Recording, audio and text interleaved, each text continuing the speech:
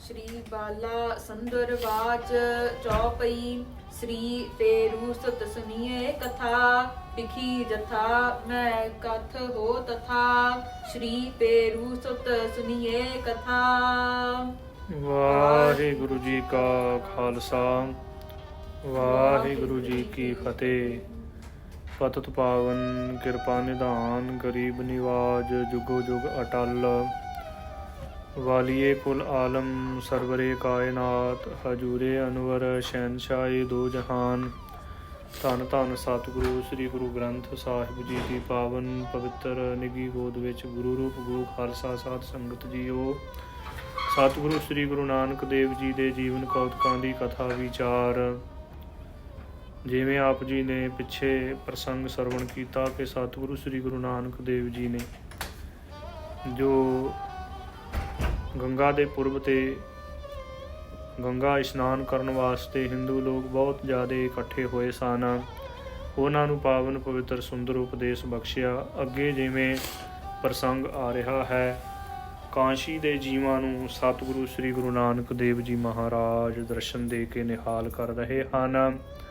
ਜਿੱਥੇ ਸਤਿਗੁਰੂ ਜੀ ਨੇ ਚਰਨ ਪਾਏ ਉੱਥੇ ਗੁਰਦੁਆਰਾ ਸਾਹਿਬ ਅਤੀ ਸੁੰਦਰ ਹੈ ਅਤੇ ਸੰਗਤ ਬੜੀ ਸ਼ਰਧਾ ਅਤੇ ਭਾਵਨਾ ਦੇ ਸਹਿਤ ਜੋ ਗੁਰੂ ਕੇ ਦਰਬਾਰ ਦੀਆਂ ਹਾਜ਼ਰੀਆਂ ਭਰਦੀ ਹੈ।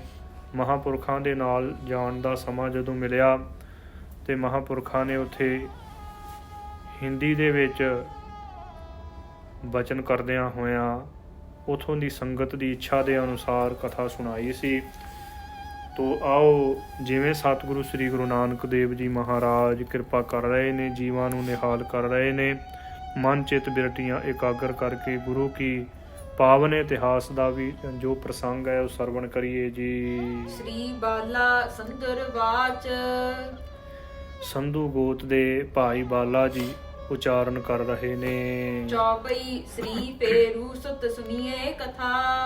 ਹੈ ਫੇਰੂ ਬਾਬਾ ਫੇਰੂ ਜੀ ਦੇ ਸਪੁੱਤਰ ਸਤਿਗੁਰੂ ਸ੍ਰੀ ਗੁਰੂ ਅੰਗਦ ਦੇਵ ਜੀ ਮਹਾਰਾਜ ਸਤਿਗੁਰੂ ਸ੍ਰੀ ਗੁਰੂ ਨਾਨਕ ਦੇਵ ਜੀ ਦੇ ਜੀਵਨ ਕੌਤਕਾਂ ਦੀ ਕਥਾ ਵਿਚਾਰ ਹੈ ਨਾ ਜੋ ਉਹ ਬੜੇ ਪ੍ਰੇਮ ਦੇ ਸਹਿਤ ਸੁਣਨਾ ਕਰੋ ਜੀ। ਲਿਖੀ ਜਥਾ ਮੈਂ ਕਥ ਹਾਂ ਤਥਾ। ਭਾਈ ਬਾਲਾ ਜੀ ਕਹਿੰਦੇ ਕਿ ਸਤਿਗੁਰੂ ਜੀ ਉਹ ਵੱਡੇ ਸਤਿਗੁਰਾਂ ਦੇ ਨਾਲ ਰਹਿ ਕੇ ਜੋ ਮੈਂ ਕੌਤਕ ਦੇਖੇ ਨੇ ਨਾ ਮੈਂ ਉਸੇ ਹੀ ਤਰ੍ਹਾਂ ਉਚਾਰਨ ਕਰ ਰਿਹਾ ਹਾਂ। ਧਿਆਨ ਦੇ ਸਹਿਤ ਸਰਵਣ ਕਰੀਏ ਜੀ। ਆਗੈ ਗਮਨ ਕੀਨ ਗੁਣ ਖਾਨੀ। ਗੁਣਾਂ ਦੀ ਖਾਨ ਧੰਨ ਧੰਨ ਸਤਿਗੁਰੂ ਸ੍ਰੀ ਗੁਰੂ ਨਾਨਕ ਦੇਵ ਜੀ ਨੇ ਅੱਗੇ ਨੂੰ ਚਾਲੇ ਪਾ ਦਿੱਤੇ ਨੇ। ਨਰਨ ਉਦਾਹਰਨ ਜਿਨ ਮਨ ਬਾਨੀ। ਹਾਂਜੀ, ਜਿਨ੍ਹਾਂ ਦਾ ਮਨ ਬਾਣੀ ਸਰੀਰ ਕਰਕੇ ਸਤਿਗੁਰੂ ਜੀ ਦਾ ਇਹ ਨਿਸ਼ਚਾ ਹੈ, ਪੱਕਾ ਵਿਸ਼ਵਾਸ ਹੈ, ਸਤਿਗੁਰੂ ਜੀ ਦਾ ਨਿਸ਼ਾਨਾ ਹੈ ਕਿ ਜੀਵਾਂ ਦਾ ਉਧਾਰ ਕਰਨਾ, ਜੀਵਾਂ ਦੇ ਉੱਤੇ ਤਰਸ ਕਰਕੇ ਜੀਵਾਂ ਦੇ ਉਧਾਰ ਦੇ ਹਿੱਤ ਸਤਿਗੁਰੂ ਸ੍ਰੀ ਗੁਰੂ ਨਾਨਕ ਦੇਵ ਜੀ ਮਹਾਰਾਜ ਚੋਜੀ ਪ੍ਰੀਤਮ ਸਤਿਗੁਰੂ ਜੀ ਨੇ ਚਾਲੇ ਪਾ ਦਿੱਤੇ ਨੇ। ਭੁਜੰਗ ਛੰਦ ਚੱਲੇ ਜਾਤ ਮੋ ਸੰਗ ਬੋਲੇ ਕਿਰਪਾਲਾ। ਤੋ ਭਾਈ ਬਾਲਾ ਜੀ ਕਹਿੰਦੇ ਨੇ ਕਿ ਸਾਡੇ ਨਾਲ ਕਿਰਪਾਲੂ ਚੋਜੀ ਪ੍ਰੀਤਮ ਸਤਿਗੁਰੂ ਜੀ ਚੱਲੇ ਜਾ ਰਹੇ ਨੇ ਤੇ ਸਤਿਗੁਰੂ ਜੀ ਨੇ ਸੁਭਾਇਮਾਨ ਮੁਖਾਰਬਿੰਦ ਤੋਂ ਇਹ ਬਚਨ ਕੀਤਾ।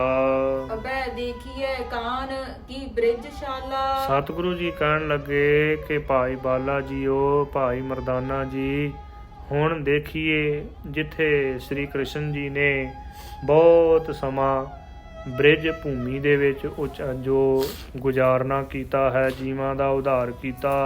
ਜਹਾਂ ਅਵਤਾਰੰ ਧਰਿਓ ਕੰਸ ਨਾਸੂ।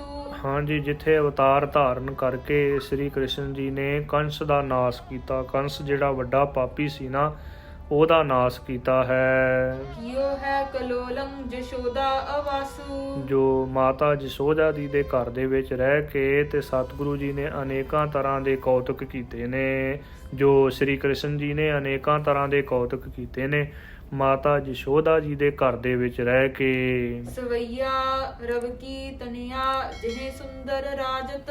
ਹਾਂਜੀ, ਜਿੱਥੇ ਸੂਰਜ ਦੀ ਪੁੱਤਰੀ ਗੰਗਾ ਬੜੀ ਸੁੰਦਰ ਸ਼ੋਭਾ ਪਾ ਰਹੀ ਹੈ। ਖੇਲਤ ਸ਼ਿਆਮ ਮਹਾ ਸੁਖ ਪਾਇਆ। ਸੂਰਜ ਦੀ ਪੁੱਤਰੀ ਭਾਵ ਜਮਨਾ ਜਿਹੜੀ ਹੈ ਨਾ ਸ਼ੋਭਾ ਪਾ ਰਹੀ ਹੈ, ਜਿੱਥੇ ਉਹ ਉਸ ਅਸਥਾਨ ਦੇ ਉੱਪਰ ਜੋ ਸ੍ਰੀ ਕ੍ਰਿਸ਼ਨ ਜੀ ਨੇ ਬੜੇ ਮਹਾਨ ਕੌਤਕ ਕੀਤੇ ਨੇ।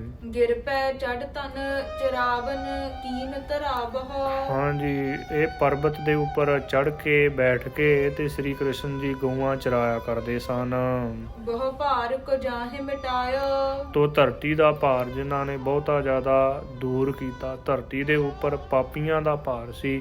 ਜਦੋਂ ਪਾਪੀ ਵੱਧ ਜਾਣ ਨਾ ਬਹੁਤੇ ਜ਼ਿਆਦਾ ਧਰਤੀ ਦੇ ਉੱਪਰ ਪਾਪ ਕਰਮ ਕਰਨ ਵਾਲੇ, ਉਪਦਰਵ ਕਰਨ ਵਾਲੇ, ਤੇ ਧਰਤੀ ਫਿਰ ਉਹਨਾਂ ਦਾ ਭਾਰ ਨਹੀਂ ਚੱਲ ਸਕਦੀ, ਡੋਲਦੀ ਹੈ ਧਰਤੀ। ਤੋ ਪਾਪੀਆਂ ਨੂੰ ਖਤਮ ਕਰਕੇ, ਵੱਡੇ ਵੱਡੇ ਪਾਪੀਆਂ ਦਾ ਨਾਸ਼ ਕਰਕੇ ਤੇ ਸ੍ਰੀ ਕ੍ਰਿਸ਼ਨ ਜੀ ਨੇ ਧਰਤੀ ਦਾ ਭਾਰ ਹੌਲਾ ਕੀਤਾ ਇੱਥੇ ਰਹਿੰਦਿਆਂ ਹੋਇਆਂ। ਕੁਲ ਦੈਤਨ ਕੇ ਸਭ ਨਾਸ਼ ਕਰੇ। ਜਿਹੜੇ ਦੈਤਾਂ ਦੇ ਕੁਲ ਸਨ ਉਹ ਸ੍ਰੀ ਕ੍ਰਿਸ਼ਨ ਜੀ ਨੇ ਨਾਸ਼ ਕੀਤੇ ਅਵਤਾਰ ਧਾਰਨ ਕਰਕੇ। ਮਿਲ ਗੁਆਰਨ ਸੰਗ ਮੈਂ ਖੇਲ ਮਚਾਇਆ। ਹਾਂਜੀ, ਗਵਾਲਿਆਂ ਦੇ ਨਾਲ ਮਿਲ ਕੇ ਬਹੁਤਾ ਜ਼ਿਆਦਾ ਖੇਲ ਮਚਾਇਆ ਹੈ ਇਹ ਧਰਤੀ ਦੇ ਉੱਪਰ। ਹਮ ਸੋ ਇਹ ਬੈਨ ਕਹੇ ਜਬਲਾ। ਜਦੋਂ ਤੱਕ ਸਤਿਗੁਰੂ ਸ੍ਰੀ ਗੁਰੂ ਨਾਨਕ ਦੇਵ ਜੀ ਨੇ ਸਾਨੂੰ ਇਹ ਬਚਨ ਉਚਾਰਨ ਕੀਤੇ, ਇਹ ਥੋੜਾ ਸੂਖਮ ਇਤਿਹਾਸ ਦੱਸਿਆ ਸਤਿਗੁਰੂ ਸ੍ਰੀ ਗੁਰੂ ਨਾਨਕ ਦੇਵ ਜੀ ਨੇ। ਭਾਈ ਬਾਲਾ ਜੀ ਕਹਿੰਦੇ ਨੇ, ਦੱਸਦੇ ਨੇ, ਤਬਲਾ ਬ੍ਰਿਜ ਭੂਮ ਸਮੀਪ ਦਸਾਇਓ। ਤਦੋਂ ਤੱਕ ਬ੍ਰਿਜ ਭੂਮੀ ਸੀ ਜਿਹੜੀ ਉਹ ਨੇੜੇ ਦਿਖਾਈ ਦੇਣ ਲੱਗੀ। ਗਿਰ ਏਕ ਬਿਲੋਕਕ ਬੈਠ ਗਏ। ਇੱਕ ਪਹਾੜ ਦੇਖ ਕੇ ਤੇ ਸਤਿਗੁਰੂ ਸ੍ਰੀ ਗੁਰੂ ਨਾਨਕ ਦੇਵ ਜੀ ਉਹ ਪਰਬਤ ਦੇ ਪਾਸ ਬੈਠ ਗਏ ਨੇ। ਤਬ ਬੈਨ ਪਨੇ ਗੁਰ ਸੋ ਮਰਦਾਨਾ। ਤਦੋਂ ਭਾਈ ਮਰਦਾਨੇ ਨੇ ਸਤਿਗੁਰੂ ਸ੍ਰੀ ਗੁਰੂ ਨਾਨਕ ਦੇਵ ਜੀ ਦੇ ਚਰਨਾਂ ਕਮਲਾਂ ਪਾਸ ਬੇਨਤੀ ਕੀਤੀ। ਪੁੱਛਿਆ ਹੈ ਭਾਈ ਮਰਦਾਨੇ ਨੇ, ਜਮਨਾ ਤਟ ਕੂਟ ਪਰਿਓ ਕਹੇ ਭਾਂਤ ਸੋ। ਸਤਿਗੁਰੂ ਜੀਓ, ਇਹ ਜਮਨਾ ਦੇ ਕੰਢੇ ਦੇ ਉੱਪਰ ਇਹ ਭਾਰੀ ਪਰਬਤ ਕਿਵੇਂ ਪਿਆ ਹੈ ਏਡਾ ਵੱਡਾ? ਦੂਸਰ ਨਾਹਿ ਸਮੀਪ ਦਸਾਨਾ। ਦੂਜਾ ਕੋਈ ਪਰਬਤ ਨੇੜੇ ਦਿਖਾਈ ਨਹੀਂ ਦਿੰਦਾ। ਇਹ ਪਰਬਤ ਕਿਉਂ ਪਿਆ ਹੈ, ਕਿਉਂ ਰੱਖਿਆ ਇੱਥੇ? ਔਰ ਮੇਰੇ ਸੰਦੇਹ ਭਇਓ ਅਤਿਸ਼ੈ। ਤੋ ਭਾਈ ਮਰਦਾਨੇ ਨੇ ਬੇਨਤੀ ਕੀਤੀ ਕਿ ਸਤਿਗੁਰੂ ਜੀਓ, ਅਤਿਸ਼ੈ ਕਰਕੇ, ਵਿਸ਼ੇਸ਼ ਕਰਕੇ ਮੇਰੇ ਹਿਰਦੇ ਦੇ ਵਿੱਚ ਇਹ ਸੰਦੇਹ, ਸ਼ੰਕਾ ਹੋ ਆਇਆ ਹੈ ਕਿ ਇਕੱਲਾ ਹੀ ਪੱਥਰ ਇੱਥੇ ਕਿਵੇਂ ਹੈ। ਸੁਨ ਸ੍ਰੀ ਗੁਰੂ ਨਾਨਕ ਬੈਨ ਬਖਾਨਾ। ਧੰਨ ਧੰਨ ਸਤਿਗੁਰੂ ਸ੍ਰੀ ਗੁਰੂ ਨਾਨਕ ਦੇਵ ਜੀ ਨੇ ਭਾਈ ਮਰਦਾਨੇ ਦੀ ਬੇਨਤੀ ਸੁਣ ਕੇ ਸੁਭਾਈਮਾਨ ਮੁਖਾਰ ਬੇਨ ਤੋਂ ਬਚਨ ਉਚਾਰਨ ਕੀਤੇ। ਜਬ ਰਾਮ ਬੰਧਾਇਓ ਹੈ ਸਾਗਰ ਸੇਤ। ਸਤਿਗੁਰੂ ਜੀ ਕਹਿਣ ਲੱਗੇ ਕਿ ਭਾਈ ਮਰਦਾਨਿਆ, ਜਦੋਂ ਸ੍ਰੀ ਰਾਮਚੰਦਰ ਜੀ ਨੇ ਬਾਂਦਰਾਂ ਦੀ ਸੈਨਾ ਲੈ ਕੇ ਤੇ ਸ੍ਰੀ ਹਨੂਮਾਨ ਜੀ ਨੂੰ ਨਾਲ ਲੈ ਕੇ, ਇਹਨਾਂ ਯੋਧਿਆਂ ਨੂੰ ਨਾਲ ਲੈ ਕੇ ਤੇ ਜੋ ਸਮੁੰਦਰ ਦੇ ਉੱਪਰ ਪੁਲ ਬੰਨਿਆ ਹੈ ਨਾ, ਸਾਰਿਆਂ ਨੂੰ ਨਾਲ ਲੈ ਕੇ ਇਕੱਤਰ ਕਰਕੇ, ਹਾਂਜੀ, ਪਰਾ ਤਬ ਕੋ ਗਿਰ ਹੈ ਇਹ ਥਾਨਾ। ਇਹ ਜਿਹੜਾ ਪਹਾੜ ਹੈ ਨਾ ਉਸ ਸਮੇਂ ਤੋਂ ਪਿਆ ਹੈ ਇੱਥੇ। ਸਭ ਹੀ ਬਿਰਤਾਂਤ ਕਹੋ ਇਹ ਕੋ ਪ੍ਰਭ। ਸਤਿਗੁਰੂ ਜੀ ਨੂੰ ਬੇਨਤੀ ਕੀਤੀ ਭਾਈ ਮਰਦਾਨੇ ਨੇ, ਕਿਉਂਕਿ ਭਾਈ ਮਰਦਾਨਾ ਸਾਧੂਆਂ ਦੀ ਸੰਗਤ ਦੇ ਵਿੱਚ ਰਹਿ ਕੇ ਸਤਸੰਗੀ ਬਣ ਗਿਆ ਹੈ ਤੇ ਹਰੇਕ ਪ੍ਰਕਾਰ ਦਾ ਗਿਆਨ ਇਕੱਠਾ ਕਰਨਾ ਚਾਹੁੰਦਾ ਹੈ। ਭਾਈ ਮਰਦਾਨਾ ਗੁਰਸਿੱਖ ਦੇ ਹਿਰਦੇ ਦੇ ਵਿੱਚ ਵੀ ਇਹ ਵਿਚਾਰ ਹੋਣੀ ਚਾਹੀਦੀ ਹੈ ਕਿ ਹਰੇਕ ਧਰਮ ਦੇ ਬਾਰੇ ਜਾਣਨਾ, ਗਿਆਨ ਹੋਣਾ ਗੁਰਸਿੱਖ ਨੂੰ, ਇਹ ਸਤਿਗੁਰੂ ਜੀ ਨੇ ਹੁਕਮ ਕੀਤਾ ਹੈ। ਤੋ ਭਾਈ ਮਰਦਾਨੇ ਨੇ ਬੇਨਤੀ ਕੀਤੀ ਕਿ ਸਤਿਗੁਰੂ ਜੀ ਉਹ ਕਿਰਪਾ ਕਰਕੇ ਦੱਸੋ। ਬੈਨ ਪਨੇ ਸੁਨੀਏ ਮਰਦਾਨਾ। ਤੋ ਸਤਿਗੁਰੂ ਜੀ ਕਹਿਣ ਲੱਗੇ, ਸਤਿਗੁਰੂ ਜੀ ਨੇ ਸੁਭਾਈਮਾਨ ਮੁਖਾਰ ਬਿਨ ਤੋਂ ਬਚਨ ਕੀਤੇ ਕਿ ਭਾਈ ਮਰਦਾਨਿਆਂ, ਲੈ ਫਿਰ ਤੈਨੂੰ ਹੁਣ ਅਸੀਂ ਇਤਿਹਾਸ ਸੁਣਾਉਂਦੇ ਹਾਂ। ਪਹਿਲੇ ਅਵਤਾਰਾਂ ਦਾ ਜਿਹੜਾ ਇਤਿਹਾਸ ਹੈ ਨਾ, ਉਹ ਸੂਖਮ ਰੂਪ ਦੇ ਵਿੱਚ ਤੈਨੂੰ ਅਸੀਂ ਸੁਣਾਉਂਦੇ ਹਾਂ। ਧਿਆਨ ਦੇ ਸਹਿਤ ਸੁਣਨਾ ਕਰ। ਜਬ ਸਾਗਰ ਸੇਤ ਸੰਪੂਰਨ ਭਾ। ਜਦੋਂ ਸਮੁੰਦਰ ਦੇ ਉੱਤੇ ਪੁਲ ਬੰਨਿਆ ਜਾ ਰਿਹਾ ਸੀ ਤੋ ਸਾਰੇ ਹੀ ਜਿਹੜੇ ਸੂਰਮੇ ਸਨ, ਜਿੱਥੇ ਜਿੱਥੇ ਉਹਨਾਂ ਦੀਆਂ ਡਿਊਟੀਆਂ ਲੱਗੀਆਂ ਉਹ ਹੀ ਕਾਰਜ ਕਰ ਰਹੇ ਸਨ। ਬਹੁਤੇ ਜ਼ਿਆਦੇ ਬਾਂਦਰ,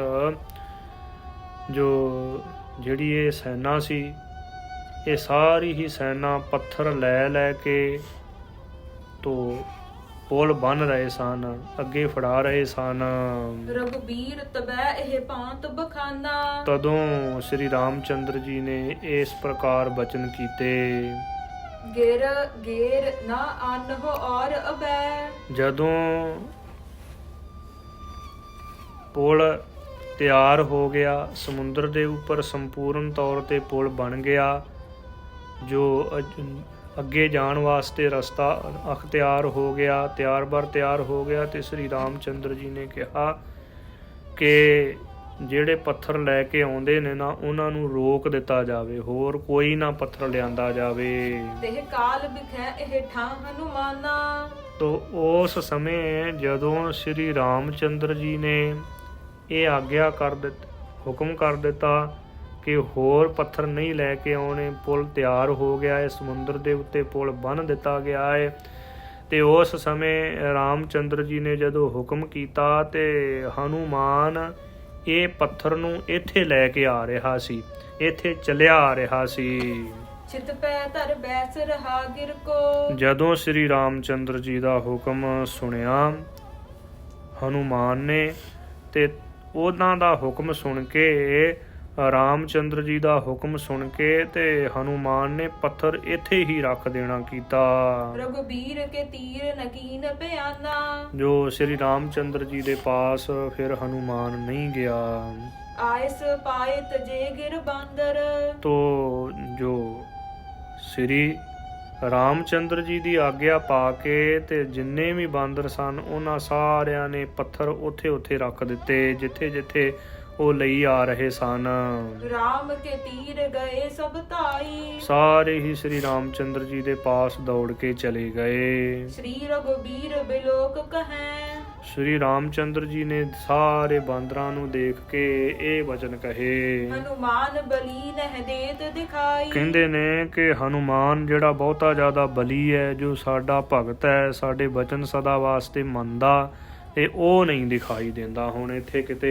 ਯਾ ਸੁਨ ਕਹਿਤ ਹੈ ਸੰਗ ਹੁਤੋ। ਜੋ ਇਸ ਪ੍ਰਕਾਰ ਸ੍ਰੀ ਰਾਮਚੰਦਰ ਜੀ ਦੇ ਬਚਨ ਸੁਣ ਕੇ ਉਹਨਾਂ ਜੋ ਹਨੂਮਾਨ ਦੇ ਨਾਲ ਬਾਂਦਰ ਸੀ ਜਿਹੜਾ, ਸਬੈ ਕਹਿ ਤਬ ਗਾਥ ਸੁਨਾਈ। ਸਾਰਿਆਂ ਨੇ ਕਹਿ ਕੇ ਤੇ ਇਹ ਸਾਰੀ ਗਾਥਾ ਸੁਣਾ ਦਿੱਤੀ, ਕਹਿ ਦਿੱਤੀ ਹੈ। ਰਾਮ ਕਹਿ ਤਹਿ ਜਾਹੁ ਅਬੈ ਇੱਕ। ਰਾਮਚੰਦਰ ਜੀ ਕਹਿਣ ਲੱਗੇ ਕਿ ਜਾਓ ਹੁਣ ਇੱਕ ਬਾਂਦਰ ਜਾ ਕੇ ਉਹਨਾਂ ਨੂੰ ਬੁਲਾਓ, ਹਨੂਮਾਨ ਨੂੰ ਬੁਲਾ ਕੇ ਲਿਆਓ ਇੱਥੇ ਸਾਡੇ ਪਾਸ। ਇੱਕ ਬਾਂਦਰ ਆਨਹੁ ਬੇਗ ਬੁਲਾਈ। ਇੱਕ ਬਾਂਦਰ ਜਾਓ ਤੇ ਤੇਜ਼ੀ ਦੇ ਨਾਲ ਜਾਓ, ਛੇਤੀ ਇੱਥੇ ਬੁਲਾ ਕੇ ਲਿਆਓ ਮੇਰੇ ਪਾਸ ਹਨੂਮਾਨ ਨੂੰ। ਧਾਇ ਗਇਓ ਹਨੂਮਾਨ ਸਮੀਪ। ਤੋ ਉਹ ਭੱਜ ਕੇ ਗਿਆ ਬਾਂਦਰ ਹਨੂਮਾਨ ਨੂੰ ਬੁਲਾਉਣ ਵਾਸਤੇ, ਹਨੂਮਾਨ ਦੇ ਪਾਸ ਗਿਆ। ਚੱਲੋ ਰਘੁਬੀਰ ਨੇ ਬੇਗ ਬੁਲਾਵਾ। ਕਹਿਣ ਲੱਗਾ ਕਿ हे ਪਵਨ ਪੁੱਤਰ ਜੀ ਚੱਲੋ, ਸ੍ਰੀ ਰਾਮਚੰਦਰ ਜੀ ਨੇ ਤੁਹਾਨੂੰ ਬੁਲਾਇਆ ਹੈ। ਮੇਰੋ ਨਾ ਜਾਨ ਬਨੈ ਇਹ ਭਾਂਤ। ਤੋ ਹਨੂਮਾਨ ਨੇ ਇਹ ਕਿਹਾ ਕਿ ਭਾਈ ਮੈਂ ਨਹੀਂ ਇੱਥੋਂ ਜਾ ਸਕਦਾ, ਇਸ ਤਰੀਕੇ ਦੇ ਨਾਲ ਇਹ ਪੱਥਰ ਨੂੰ ਛੱਡ ਕੇ ਮੈਂ ਨਹੀਂ ਜਾ ਸਕਦਾ। ਬ੍ਰਿਤਾਂਤ ਸਬੈ ਕਹਿ ਸਮਝਾਵਾ। ਸਾਰਾ ਹੀ ਬ੍ਰਿਤਾਂਤ ਕਹਿ ਕੇ ਸਮਝਾ ਦਿੱਤਾ। ਸੋ ਸੁਨ ਕੇ ਪੁਨ ਰਾਮ ਸਮੀਪ ਗਇਓ। ਉਹ ਜਿਹੜਾ ਬਾਂਦਰ ਸੁਨੇਹਾ ਲੈ ਕੇ ਆਇਆ ਸੀ ਸ੍ਰੀ ਰਾਮਚੰਦਰ ਜੀ ਦਾ, ਉਹ ਵਾਪਸ ਫੇਰ ਸ੍ਰੀ ਰਾਮਚੰਦਰ ਜੀ ਦੇ ਪਾਸ ਗਿਆ। ਸਭ ਹੀ ਸੋ ਪ੍ਰਸੰਗ ਸੁਨਾਵਾ। ਸਾਰਾ ਹੀ ਪ੍ਰਸੰਗ ਜਾ ਕੇ ਕਹਿ ਸੁਣਾਇਆ ਹੈ। ਆਵਤ ਹੈ ਨਾ ਪ੍ਰਭੰ ਜਨ ਨੰਦਨ। ਹਾਂਜੀ, ਪਵਨ ਪੁੱਤਰ ਹਨੂਮਾਨ ਆਉਂਦਾ ਨਹੀਂ ਹੈ ਇੱਥੇ। ਮੋਹ ਸੰਗ ਐਸੇ ਹੀ ਬੈਨ ਅਲਾਵਾ। ਕਹਿਣ ਲੱਗਾ ਬਾਂਦਰ ਜਾ ਕੇ ਕਿ ਮੈਨੂੰ ਇਹੋ ਹੀ ਬਚਨ ਕਿਹਾ ਹੈ ਹਨੂਮਾਨ ਨੇ। ਯਾ ਹੈ ਪਹਾੜ ਉਪਾਰਨ ਮੈਂ ਜਬ। ਜਦੋਂ ਹਨੂਮਾਨ ਵੱਡਾ ਪਹਾੜ ਦੇਖ ਕੇ ਕਿ ਇੰਨੇ ਬਾਂਦਰ ਲੱਗੇ ਹੋਏ ਨੇ, ਕਿੰਨਾ ਸਮਾਂ ਲੱਗ ਗਿਆ ਜੋ ਪੁਲ ਬੰਨਣ ਤੇ ਵੱਡਾ ਪੱਥਰ ਲੈ ਕੇ ਜਾਈਏ। ਜਦੋਂ ਹਨੂਮਾਨ ਵੱਡਾ ਪੱਥਰ ਚੱਕਣ ਲੱਗਾ ਤੇ ਜਿਹੜਾ ਉਹ ਪਰਬਤ ਸੀ ਨਾ, ਉਹਨੇ ਹਨੂਮਾਨ ਨੂੰ ਕਿਹਾ ਕਿ ਮੈਂ ਇਸ ਪ੍ਰਕਾਰ ਨਹੀਂ ਜਾਣਾ। ਤੇ ਹਨੂਮਾਨ ਕਹਿਣ ਲੱਗਾ ਕਿ ਇੱਥੇ ਸ੍ਰੀ ਰਾਮਚੰਦਰ ਜੀ ਆਏ ਨੇ, ਉਹਨਾਂ ਨੇ ਸਮੁੰਦਰ ਦੇ ਉੱਤੇ ਪੁਲ ਬੰਨਿਆ ਤੇ ਉਹਨਾਂ ਦੇ ਕੋਲ ਮੈਂ ਲੈ ਕੇ ਜਾਣਾ ਹੈ ਤੈਨੂੰ। ਪਰਬਤ ਨੇ ਕਿਹਾ ਕਿ ਜੇ ਸ੍ਰੀ ਰਾਮਚੰਦਰ ਦੇ ਕੋਲ ਲੈ ਕੇ ਜਾਣਾ, ਫਿਰ ਇਸ ਪ੍ਰਕਾਰ ਕਰਨਾ ਹੈ ਕਿ ਉਹਨਾਂ ਦੇ ਚਰਨਾਂ ਦੇ ਵਿੱਚ ਜਾ ਕੇ ਮੈਨੂੰ ਰੱਖਣਾ, ਉਹਨਾਂ ਦੇ ਚਰਨਾਂ ਦੀ ਚਰਨ ਛੋਹ ਮੈਨੂੰ ਪ੍ਰਾਪਤ ਹੋ ਜਾਵੇ। ਜੋ ਪਰਬਤ ਵੀ, ਪਹਾੜ ਵੀ ਇੱਕ ਜੂਨ ਹੈ। ਸ਼ਰਾਪ ਕਰਕੇ ਵੱਡੇ ਪੱਥਰ ਜੋ ਸ਼ਰਾਪ ਕਰਕੇ ਜੂਨਾਂ ਦੇ ਵਿੱਚ ਪੈ ਜਾਂਦੇ ਨੇ, ਮਹਾਂਪੁਰਖਾਂ ਨੇ ਕਥਾ ਦੇ ਵਿੱਚ ਵੀ ਦੱਸਿਆ ਹੈ ਕਿ ਪੱਥਰਾਂ ਦੀ ਵੀ ਇੱਕ ਜੂਨੀ ਹੈ। ਤੋ ਪੱਥਰ ਨੇ ਬੋਲ ਕੇ ਜਦੋਂ ਹਨੂਮਾਨ ਦੇ ਨਾਲ ਵਚਨ ਕੀਤਾ ਕਿ ਪਹਿਲੀ ਗੱਲ ਤਾਂ ਮੈਂ ਜਾਣਾ ਨਹੀਂ ਹੈ, ਤੇ ਜੇ ਲੈ ਕੇ ਮੈਨੂੰ ਜਾਣਾ ਹੈ ਤੇ ਸ੍ਰੀ ਰਾਮਚੰਦਰ ਜੀ ਦੇ ਚਰਨਾਂ ਦੀ ਛੋਹ ਮੈਨੂੰ ਪ੍ਰਾਪਤ ਹੋਵੇ, ਇਹ ਮੇਰੇ ਨਾਲ ਵਚਨ ਕਰ। ਉਹਨਾਂ ਦੇ ਚਰਨਾਂ ਦੇ ਪਾਸ ਜਾ ਕੇ ਰੱਖਣਾ ਹੈ ਮੈਨੂੰ, ਜਿਸ ਕਰਕੇ ਮੇਰਾ ਉਧਾਰ ਹੋ ਜਾਵੇ। ਇਹ ਪੱਥਰ ਵਾਲੀ ਜੂਨ ਹੈ ਨਾ ਜਿਹੜੀ, ਇਹ ਮੇਰੀ ਛੁੱਟ ਜਾਵੇ, ਮੇਰਾ ਉਧਾਰ ਹੋ ਜਾਵੇ। ਇਸ ਪ੍ਰਕਾਰ ਸ੍ਰੀ ਹਨੂਮਾਨ ਦੇ ਨਾਲ ਇਹ ਪੱਥਰ ਨੇ ਬਚਨ ਕੀਤਾ। ਹਾਂਜੀ, ਕਿਵੇਂ ਹੋਇਆ ਹੈ ਬਚਨ? ਲਾਗਿਓ ਤਬੈ ਇਹ ਬਾਣੀ ਅਲਾਈ। ਜਦੋਂ ਉਹ ਪੱਥਰ ਨੂੰ ਚੱਕਣ ਲੱਗਾ ਸੀ ਨਾ ਹਨੂਮਾਨ, ਤੇ ਪੱਥਰ ਨੇ ਇਹ ਬੋਲ ਕੇ ਬਚਨ ਕਹੇ, ਮੋਹਿ ਉਚਾਬ ਹੋ ਨਾਹਿ ਅਬੈ। ਮੈਨੂੰ ਇਥੋਂ ਨਾ ਚੱਕੋ ਤੁਸੀਂ, ਜੇ ਉਚਾਬ ਹੋ ਤਾਂ ਸੁਣੀਏ ਮਨ ਲਾਈ। ਜੇ ਤੁਸੀਂ ਇਥੋਂ ਮੈਨੂੰ ਚੱਕਣਾ ਹੈ, ਉਖਾੜਨਾ ਹੈ, ਫੇਰ ਮੇਰੀ ਬੇਨਤੀ ਸੁਣੋ। ਸ਼੍ਰੀ ਰਘੁਬੀਰ ਜਹਾਂ ਪਦ ਪੰਕਜ। ਹਾਂਜੀ, ਜਿੱਥੇ ਸ੍ਰੀ ਰਾਮਚੰਦਰ ਜੀ ਦੇ ਚਰਨ ਕਮਲ ਨੇ, ਤਾਂ ਕੇ ਤਰੇ ਮੋਹਿ ਦੇਹੋ ਟਿਕਾਈ। ਉਹਨਾਂ ਚਰਨਾਂ ਦੇ ਥੱਲੇ ਮੈਨੂੰ ਟਿਕਾ ਦੇਣਾ ਕਰੀ ਜਾ ਕੇ। ਆਨ ਸਥਾਨ ਬਿਖੈ ਜੇ ਧਰੋ। ਜੇ ਹੋਰ ਕਿਸੇ ਸਥਾਨ ਦੇ ਉੱਪਰ ਧਰਨਾ ਹੈ, ਤੇ ਥਾਨ ਤੇ ਨੀਕੇ ਰਹੋ ਇਹ ਥਾਈ। ਉਹ ਥਾਂ ਤੋਂ ਚੰਗਾ ਤਾਂ ਫਿਰ ਮੈਂ ਇੱਥੇ ਹੀ ਰਵਾਂ। ਜੇ ਮੈਨੂੰ ਸ਼੍ਰੀ ਰਾਮਚੰਦਰ ਜੀ ਦੇ ਚਰਨਾਂ ਦੀ ਛੋਹ ਨਹੀਂ ਪ੍ਰਾਪਤ ਹੋਣੀ ਤੇ ਫਿਰ ਮੈਂ ਇੱਥੇ ਹੀ ਰਵਾਂ, ਇੱਥੇ ਹੀ ਠੀਕ ਹਾਂ। ਸੋਹ ਬਹਾਰ ਕੇ ਸੰਗ ਕਰੀ। ਤੋ ਬਚਨ ਕੀਤਾ ਫਿਰ ਸ੍ਰੀ ਜੋ ਹਨੂਮਾਨ ਨੇ ਪਹਾੜ ਦੇ ਨਾਲ, ਉਹ ਪਰਬਤ ਦੇ ਨਾਲ ਇਹ ਬਚਨ ਕੀਤਾ ਵੀ ਜੇ ਮੈਂ ਇੱਥੋਂ ਤੈਨੂੰ ਚੱਕਿਆ ਤੇ ਫਿਰ ਸਿੱਧਾ ਜਾ ਕੇ ਮੈਂ ਸ੍ਰੀ ਰਾਮਚੰਦਰ ਜੀ ਦੇ ਚਰਨਾਂ ਦੇ ਵਿੱਚ ਹੀ ਰੱਖਾਂਗਾ, ਚਰਨਾਂ ਦੀ ਛੋਹ ਪ੍ਰਾਪਤ ਹੋਵੇਗੀ ਤੁਹਾਨੂੰ। ਰਘੁਬੀਰ ਖਰੇ ਜਹ ਸਾਰੰਗ ਪਾਣੀ। ਹਾਂਜੀ, ਜਿਸ ਥਾਂ ਤੇ ਸ੍ਰੀ ਰਾਮਚੰਦਰ ਜੀ ਖੜੇ ਹਨ, ਤਾਂ ਪਦ ਪੰਕਜ ਸੁੰਦਰ ਨੀਚੇ ਮੈਂ ਦਿਓ ਟਿਕਾਏ। ਹਾਂਜੀ, ਪਰਬਤ ਦੇ ਵਿੱਚ ਖੜੇ ਨੇ ਨਾ ਸ੍ਰੀ ਰਾਮਚੰਦਰ ਜੀ, ਜੋ ਆਪਣੇ ਹੱਥਾਂ ਦੇ ਵਿੱਚ ਧਨੁੱਖ ਲੈ ਕੇ ਖੜੇ ਨੇ, ਤਿਆਰ ਬਰ ਤਿਆਰ। ਉਹਨਾਂ ਦੇ ਚਰਨਾਂ ਦੇ ਵਿੱਚ ਜਾ ਕੇ ਤੈਨੂੰ ਟਿਕਾਵਾਂਗਾ ਮੈਂ, ਚਰਨਾਂ ਦੀ ਛੋਹ ਪ੍ਰਾਪਤ ਹੋਵੇਗੀ। ਇਹ ਸੇਵਕ ਦਾ ਜੋ ਨਿਸ਼ਚਾ ਹੈ, ਸੇਵਕ ਦੇ ਬਚਨ ਹਨ। ਭਲੇ ਮਨ ਬਾਣੀ। ਜੋ ਮਨ ਬਾਣੀ ਸਰੀਰ ਕਰਕੇ ਮੈਂ ਇਹ ਬਚਨ ਕੀਤੇ ਨੇ ਤੇਰੇ ਨਾਲ। ਪਰਬਤ ਦੇ ਨਾਲ ਬਚਨ ਕਰ ਲਏ ਸ੍ਰੀ, ਜੋ ਪਰਬਤ ਦੇ ਨਾਲ ਬਚਨ ਕਰ ਲਏ ਹਨੂਮਾਨ ਜੀ ਨੇ। ਯੋਂ ਕਹਿ ਕਰ ਲੀਨ ਉਚਾਏ। ਇਸ ਪ੍ਰਕਾਰ ਕਹਿ ਕੇ ਤੇ ਆਪਣੇ ਹੱਥਾਂ ਦੇ ਵਿੱਚ ਉਹ ਭਾਰੀ ਪੱਥਰ ਨੂੰ ਚੱਕ ਲੈਣਾ ਕੀਤਾ ਹੈ ਹਨੂਮਾਨ ਨੇ। ਚੱਲਿਓ ਮਗ ਤੂਰਨ ਜੋ ਬਲ ਖਾਨੀ। ਜੋ ਬਲ ਬਹੁਤੇ ਜ਼ਿਆਦੇ ਬਲ ਵਾਲਾ ਹੈ ਹਨੂਮਾਨ, ਬਲ ਦੀ ਖਾਨ ਹਨੂਮਾਨ ਤੁਰ ਪਿਆ ਹੈ ਰਸਤੇ ਦੇ ਵਿੱਚ। ਸੇਤ ਸਪੂਰਨ ਹੋਏ ਗਇਓ ਤਬ। ਉਧਰੋਂ ਤਾਂ ਹਨੂਮਾਨ ਤੁਰ ਪਿਆ ਪੱਥਰ ਨੂੰ ਲੈ ਕੇ, ਪਹਾੜ ਨੂੰ ਲੈ ਕੇ, ਤੇ ਉਧਰੋਂ ਫਿਰ ਸ੍ਰੀ ਰਾਮਚੰਦਰ ਜੀ ਦਾ ਹੁਕਮ ਆ ਗਿਆ। ਆਪ ਨ ਆਏ ਸਿਓ ਫੁਰਮਾਨੀ। ਤੋ ਜੋ ਇਸੇ ਕਰਕੇ ਹੀ ਹਨੂਮਾਨ ਨੇ ਕਿਹਾ ਸੀ ਕਿ ਮੈਂ ਹੁਣ ਕੀ ਕਰਾਂ, ਇਹ ਧਰਮ ਸੰਕਟ ਹੈ। ਇੱਕ ਪਾਸੇ ਤਾਂ ਮੇਰੇ ਮਾਲਕ ਦਾ, ਮੇਰੇ ਗੁਰੂ ਦਾ ਹੁਕਮ ਹੋ ਗਿਆ ਹੈ, ਉਹ ਵੀ ਹੁਕਮ ਪੂਰਾ ਕਰਨਾ ਹੈ। ਦੂਜੇ ਪਾਸੇ ਮੈਂ ਇਹ ਪੱਥਰ ਦੇ ਨਾਲ ਬਚਨ ਕੀਤਾ ਹੈ। ਜੋ ਜਿਹੇ ਥਾਨ ਬਿਖੈ ਗਿਰ ਲਿਆਵਤ। ਤੇ ਜਿਹੜੇ ਥਾਂ ਦੇ ਉੱਪਰ ਪਰਬਤ ਨੂੰ ਲੈ ਕੇ ਆ ਰਿਹਾ ਸੀ ਹਨੂਮਾਨ, ਸੋ ਤੇਹ ਥਾਨ ਮੈਂ ਦੇਹੋ ਟਿਕਾਈ। ਤੇ ਜੋ ਫਿਰ ਸ੍ਰੀ ਰਾਮਚੰਦਰ ਦਾ ਇਹ ਬਚਨ ਹੋਇਆ ਕਿ ਜਿਹੜੇ ਥਾਂ ਦੇ ਉੱਤੇ ਜੋ ਹਨੂਮਾਨ ਪੱਥਰ ਨੂੰ ਲੈ ਕੇ ਆ ਰਿਹਾ ਸੀ ਨਾ ਪਹਾੜ ਨੂੰ, ਉਸੇ ਥਾਂ ਤੇ ਟਿਕਾ ਦੇਣਾ ਕਰੇ। ਆਏ ਸਰਾਵਰ ਕੀ ਸੁਨ ਕੇ। ਤੋ ਸ੍ਰੀ ਰਾਮਚੰਦਰ ਜੀ ਦੀ ਆਗਿਆ ਸੁਣ ਕੇ ਅਸਮੰਜਸ ਜਾਨ ਹਿਰਦੈ ਕਪਰਾਈ। ਤੋ ਕਪਰਾਈ, ਕਪ ਬਾਂਦਰ ਨੂੰ ਕਹਿੰਦੇ ਨੇ। ਬਾਂਦਰਾਂ ਦਾ ਰਾਜਾ ਕੌਣ ਹੈ? ਹਨੂਮਾਨ। ਹਨੂਮਾਨ ਨੇ ਉਹ ਜਿਹੜਾ ਪੱਥਰ ਉੱਥੇ ਹੀ ਰੱਖ ਦਿੱਤਾ। ਜਦੋਂ ਆਪਣੇ ਗੁਰੂ ਦਾ ਹੁਕਮ ਸੁਣਿਆ ਤੇ ਪੱਥਰ ਉੱਥੇ ਹੀ ਰੱਖ ਦਿੱਤਾ ਹੈ। ਜੇ ਨਤ ਜੋ ਧਰਮਦਾਸਨ ਕੋ।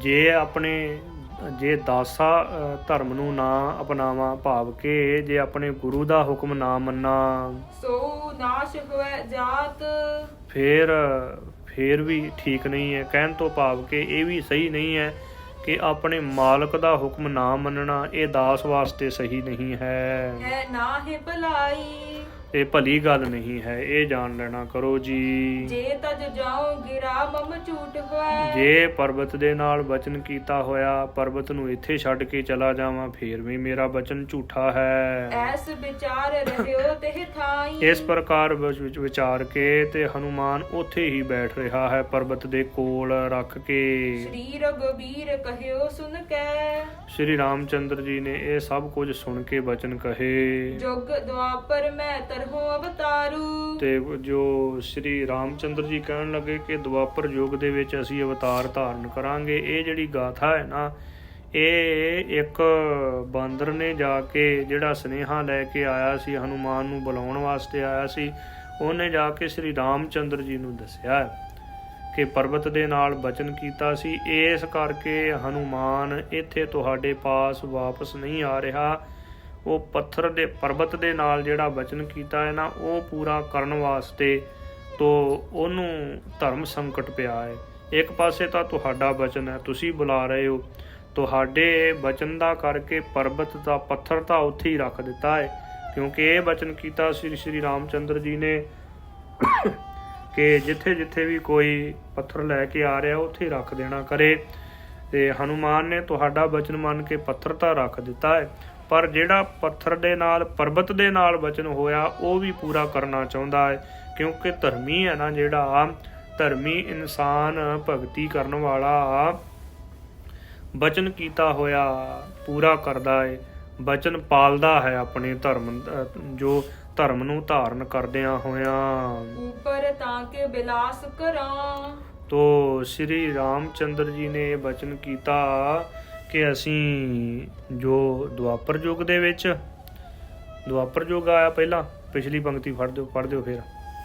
ਸ੍ਰੀ ਰਘੁਬੀਰ ਕਹਿਓ ਸੁਨ ਕੈ। ਸ਼੍ਰੀ ਰਾਮਚੰਦਰ ਜੀ ਨੇ ਇਹ ਬੇਨਤੀ ਸੁਣ ਕੇ, ਸ਼੍ਰੀ ਹਨੂਮਾਨ ਦੀ ਬੇਨਤੀ ਸੁਣ ਕੇ ਬਾਂਦਰ ਦੇ ਕੋਲੋਂ ਇਹ ਬਚਨ ਕਹੇ ਨੇ। ਜੁਗ ਦੁਆਪਰ ਮੈਂ ਤਰਹੁ ਅਵਤਾਰੂ। ਦੁਆਪਰ ਯੁੱਗ ਦੇ ਵਿੱਚ ਅਸੀਂ ਅਵਤਾਰ ਧਾਰਨ ਕਰਾਂਗੇ। ਉਪਰ ਤਾਂ ਕੇ ਬਿਲਾਸ ਕਰਾਂ। ਉਹਦੇ ਉੱਪਰ ਬੈਠ ਕੇ ਬਿਲਾਸ ਕਰਾਂਗੇ, ਬਹੁਤੇ ਜ਼ਿਆਦਾ ਕੌਤਕ ਕਰਾਂਗੇ ਉਹਦੇ ਉੱਪਰ, ਪਰਬਤ ਦੇ ਉੱਪਰ। ਚਿਰ ਕਾਲ ਲਿਓ ਮੈਂ ਭਗ ਸੰਗ ਬਿਹਾਰੂ। ਤੋ ਉੱਥੇ ਬਹੁਤਾ ਸਮਾਂ ਬੈਠ ਕੇ ਬਿਲਾਸ ਕਰਾਂਗੇ, ਗਊਆਂ ਚਰਾਵਾਂਗੇ, ਅਨੇਕਾਂ ਪ੍ਰਕਾਰ ਦੇ ਕੌਤਕ ਕਰਾਂਗੇ। ਤੇ ਉਹ ਬਚਨ ਸ਼੍ਰੀ ਰਾਮਚੰਦਰ ਜੀ ਨੇ ਕਰ ਦਿੱਤਾ। ਜਦੋਂ ਅਸੀਂ ਕ੍ਰਿਸ਼ਨ ਦੇ ਰੂਪ ਦੇ ਵਿੱਚ ਆਵਾਂਗੇ ਨਾ ਦੁਆਪਰ ਯੁੱਗ ਦੇ ਵਿੱਚ, ਉਸ ਸਮੇਂ ਬੜੇ ਕੌਤਕ ਬਿਲਾਸ ਹੋਣਗੇ ਉੱਥੇ। ਸੋ ਸੁਨ ਕੇ ਹਨੂਮਾਨ ਕੇ ਤੀਰ ਗਇਓ। ਤੇ ਉਹ ਬਚਨ ਸੁਣ ਕੇ ਸ਼੍ਰੀ ਹਨੂਮਾਨ ਜੀ ਦੇ ਪਾਸ ਗਿਆ ਹੈ ਬਾਂਦਰ ਬੁਲਾਉਣ ਵਾਸਤੇ, ਸ਼੍ਰੀ ਰਾਮਚੰਦਰ ਜੀ ਦਾ ਬਚਨ ਸੁਣਾਉਣ ਵਾਸਤੇ। ਸਭ ਹੀ ਬਿਦ ਕੀਨ ਉਚਾਰੂ। ਸਾਰੇ ਤਰੀਕਿਆਂ ਦੇ ਨਾਲ ਇਹ ਬਚਨ ਉਚਾਰਨ ਕੀਤਾ। ਤੋ ਹਨੂਮਾਨ ਪਿਆਨ ਕੀ ਓਜ ਹੈ। ਜਦੋਂ ਉਹ ਬਾਂਦਰ ਦੇ ਕੋਲੋਂ ਸ਼੍ਰੀ ਰਾਮਚੰਦਰ ਜੀ ਦੇ ਬਚਨ ਸੁਣੇ ਤੇ ਹਨੂਮਾਨ ਨੇ ਫਿਰ ਚਾਲੇ ਪਾ ਦਿੱਤੇ ਨੇ ਉਥੋਂ। ਠਾਂਡੇ ਹੁਤੇ ਰਘੁਬੰਸ ਕਮਾਰੂ। ਹਾਂਜੀ, ਜਿੱਥੇ ਸ਼੍ਰੀ ਰਾਮਚੰਦਰ ਜੀ ਖੜੇ ਸਨ। ਤਬ ਕੋ ਇਹ ਥਾਨ ਤਰਾਸੋ ਤਰਾਤਰ। ਸਤਿਗੁਰੂ ਜੀ ਸ੍ਰੀ ਗੁਰੂ ਨਾਨਕ ਦੇਵ ਜੀ ਨੇ ਭਾਈ ਬਾਲੇ ਮਰਦਾਨੇ ਨੂੰ ਇਹ ਸੂਖਮ ਰੂਪ ਦੇ ਵਿੱਚ ਕਥਾ ਸੁਣਾਈ ਹੈ। ਤੋ ਸਤਿਗੁਰੂ ਜੀ ਕਹਿਣ ਲੱਗੇ ਕਿ ਉਸ ਸਮੇਂ ਤੋਂ ਇਹ ਜਿਹੜਾ ਪੱਥਰ ਹੈ ਨਾ ਇੱਥੇ ਰੱਖਿਆ ਹੋਇਆ ਹੈ। ਧਾਰ ਅਵਤਾਰ ਮੁਰਾਰ ਸੁਹਾਏ। ਤੋ ਸ਼੍ਰੀ ਰਾਮਚੰਦਰ ਜੀ ਨੇ ਸ਼੍ਰੀ ਕ੍ਰਿਸ਼ਨ ਜੀ ਦੇ ਰੂਪ ਦੇ ਵਿੱਚ ਅਵਤਾਰ ਧਾਰਨ ਕਰਕੇ ਤੇ ਫਿਰ ਇੱਥੇ ਚਰਨ ਪਾਏ ਨੇ। ਫਿਰ ਬਾਅਦ ਦੇ ਵਿੱਚ ਸਭ ਗੋਪਨ ਮੈਂ ਮਿਲ ਕੇ ਮਧੂਸੂਦਨ। ਹਾਂਜੀ, ਸਾਰੇ ਗਵਾਲਿਆਂ ਤੇ ਗੋਪੀਆਂ ਦੇ ਵਿੱਚ ਮਿਲ ਕੇ ਅਨੇਕਾਂ ਪ੍ਰਕਾਰ ਦੇ ਕੌਤਕ ਕੀਤੇ ਨੇ ਇੱਥੇ। ਬਾਲਕ ਸੰਗ ਮਖੇਲ ਮਚਾਏ। ਬਾਲਕ ਉਮਰ ਦੇ ਵਿੱਚ ਬੜਾ ਭਾਰੀ ਵੱਡਾ ਖੇਲ ਰਚਾਇਆ ਹੈ ਇੱਥੇ।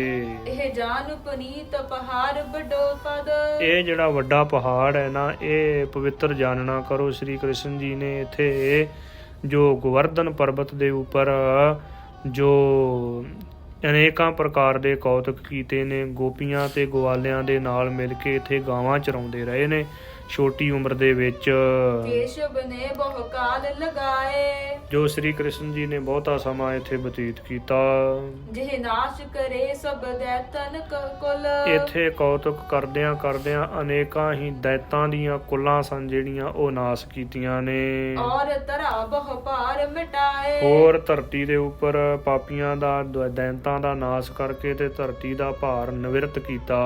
ਦੋਹਰਾ ਕਾਲਿੰਦਰੀ ਤਟ ਸ੍ਰੀ ਗੁਰੂ ਬੈਠੇ ਸਰਬ ਸੁਨਾਏ, ਤੋ ਸਤਿਗੁਰੂ ਜੀ ਨੇ ਜਮਨਾ ਦੇ ਕਿਨਾਰੇ ਤੇ ਬੈਠਿਆ ਹੋਇਆਂ ਇਹ ਸਾਰਾ ਹੀ ਪ੍ਰਸੰਗ ਸੁਣਾ ਦੇਣਾ ਕੀਤਾ ਹੈ ਸੂਖਮ ਰੂਪ ਦੇ ਵਿੱਚ। ਮਰਦਾਨਾ ਹਰਖਤ ਭਇਓ ਗਿਰ ਪ੍ਰਸੰਗ ਕੋ ਪਾਏ, ਪਰਬਤ ਦਾ ਪ੍ਰਸੰਗ ਸੁਣ ਕੇ ਮਦਰਾਚਲ ਜੋ ਗੋਵਰਧਨ ਪਰਬਤ ਦਾ ਪ੍ਰਸੰਗ ਸੁਣ ਕੇ ਜੋ ਸਤਿਗੁਰੂ ਜੀ ਦੇ ਪਾਸੋਂ ਭਾਈ ਮਰਦਾਨਾ ਬੜਾ ਖੁਸ਼ ਹੋਇਆ। ਗੁਰਬਾਣੀ ਦੇ ਵਿੱਚ ਵੀ ਬਚਨ ਆਏ ਨੇ ਕਿ ਰਿਖੀ ਕੇਸ ਗੋਵਰਧਨ ਧਾਰੀ, ਮੁਰਲੀ ਮਨੋਹਰ ਹਰ ਗੰਗਾ, ਮੋਹਨ ਮਾਧਵ ਕ੍ਰਿਸ਼ਨ ਮੁਰਾਰੇ, ਜਗਦੀਸ਼ਰ ਹਰ ਜੀਓ ਅਸੁਰ ਸੰਘਾਰੇ। ਇਸ ਪ੍ਰਕਾਰ ਦੇ ਬਚਨ ਜੋ ਮਾਰੂ ਰਾਗ ਦੇ ਵਿੱਚ ਜਿਹੜਾ ਸਹੰਸਰਨਾਮਾ ਹੈ ਨਾ ਉਹਦੇ ਵਿੱਚ ਬਚਨ ਆਏ ਨੇ ਕਿ ਮੁਰਲੀ ਮਨੋਹਰ ਹਰ ਗੰਗਾ, ਜੋ ਦਾੜਾ ਅਗਰੇ ਪ੍ਰਥਮ ਧਰਾਇਣ, ਇਹ ਵੀ ਬਚਨ ਆਉਂਦੇ ਨੇ ਉਹ ਸ਼ਬਦ ਦੇ ਵਿੱਚ।